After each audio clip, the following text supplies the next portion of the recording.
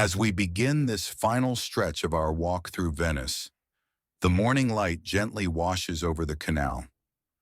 The path ahead is quiet, lined with aged buildings and the soft sway of moored boats. There's something peaceful here, as if this part of the city still dreams, even while awake.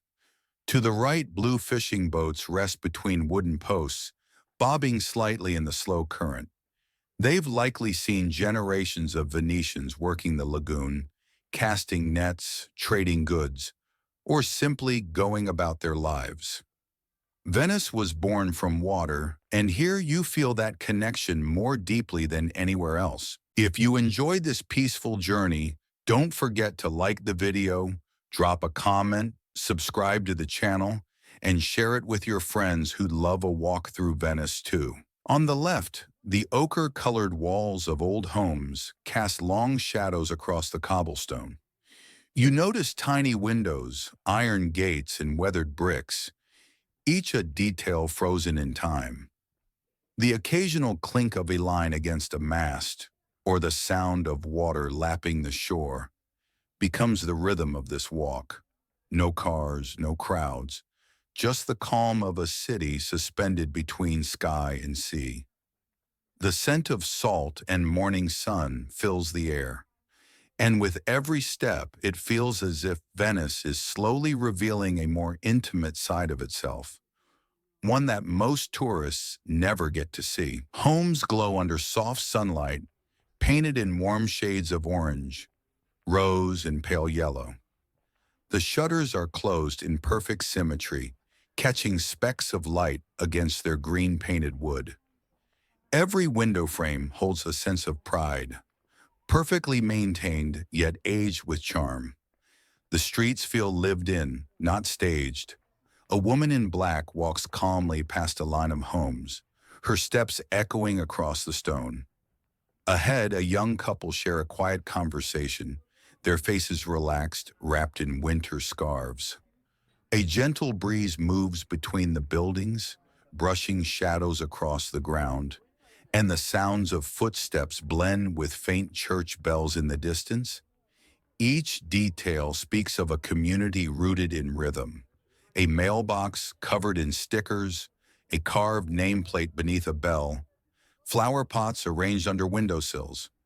No two homes are the same, yet they all share the same spirit: peaceful, preserved, authentic.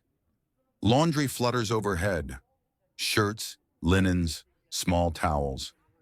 Each piece a moment from someone's life, swaying like soft flags between pastel walls. There's poetry in how ordinary things catch your eye here.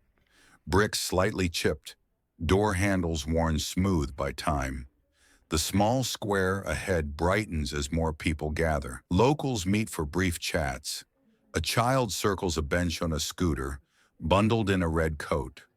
Laughter bounces off walls, and the language spoken is soft, familiar.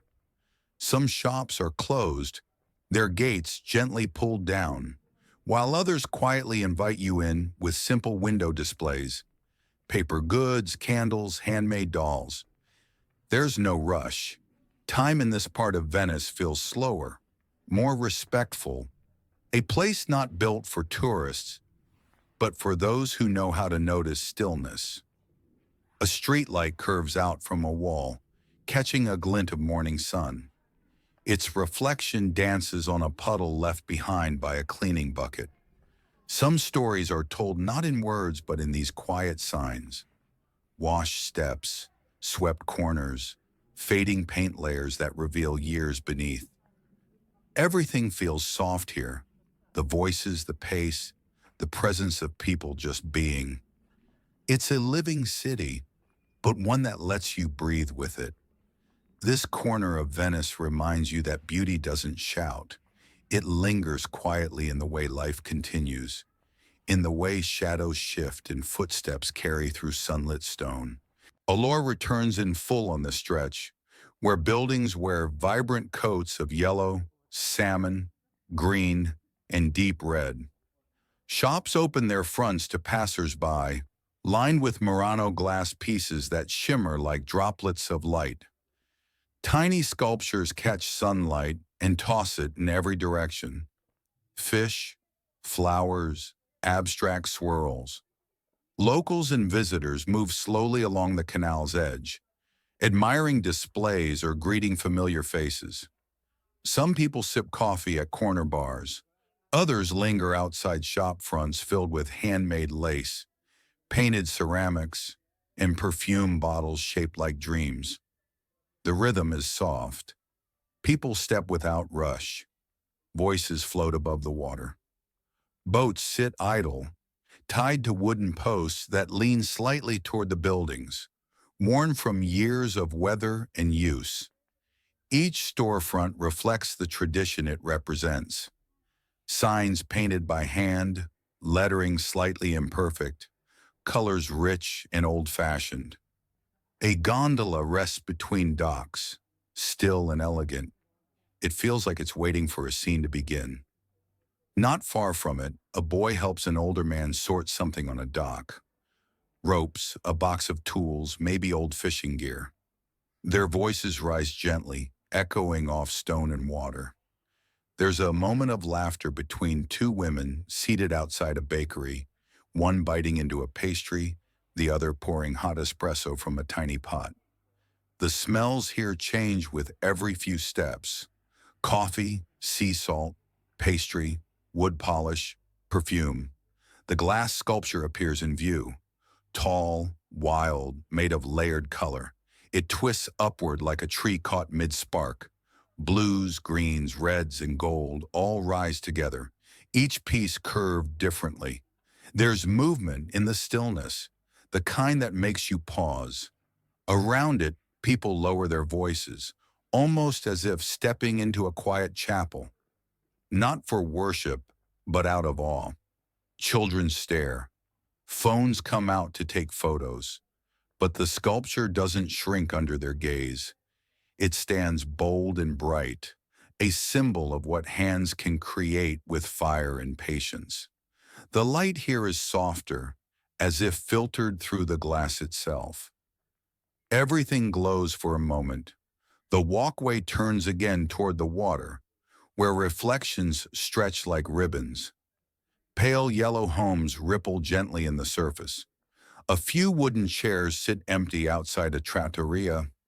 A chalkboard lists dishes of the day: grilled octopus, spaghetti alle vongole, cicchetti, and fresh spritz. People move with ease. Here, even commerce feels like poetry. The bell tower rises from the stone, strong and dignified. Its brickwork holds the shadow of centuries, and the hands of the clock rest between time and memory. Below it, the plaza opens wide. Trees edge the space, their bare branches pointing gently toward the sky. In front of the tower, the tree made of Murano glass climbs upward, vivid and surreal. Its structure is chaotic and beautiful all at once.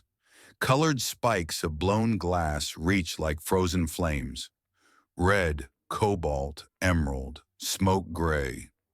The sculpture reflects more than just light. It reflects the soul of the island, the mastery of glass blowers who've passed down secrets for generations. There's a quiet pride here, surrounding this modern creation placed beside ancient architecture. Its tradition evolved. People gather slowly. A man films with his phone while his friend reads a plaque aloud. A couple sits on the fountain edge nearby, the woman leaning gently on the man's shoulder. The sound of birds blends with footsteps and faint voices. Shadows stretch across the square. Light begins to change. The amber of late afternoon warms the windows around you, and the canal nearby carries those reflections on its glassy surface. A restaurant sign hangs loosely on a wrought iron bracket. Below it, a narrow table is set with a single wine glass and a bowl of olives. The restaurant itself is half full, sunlight pouring through the window, catching the edge of a plate. Boats drift in slow motion. Mooring ropes tug softly. One boat's cover is folded halfway back, revealing cushions, an old book, and a blanket, as if waiting for someone to return. Along the wall, painted signs advertise traditional Venetian dishes.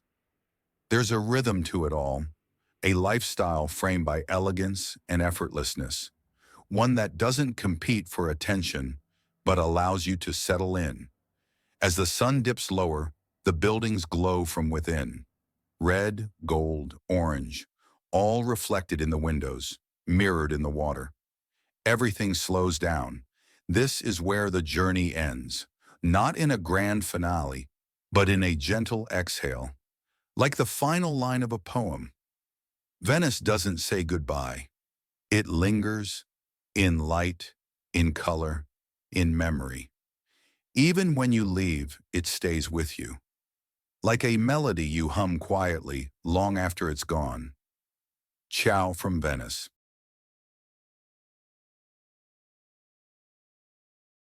If you enjoyed this peaceful journey, don't forget to like the video, drop a comment, subscribe to the channel, and share it with your friends who love a walk through Venice too.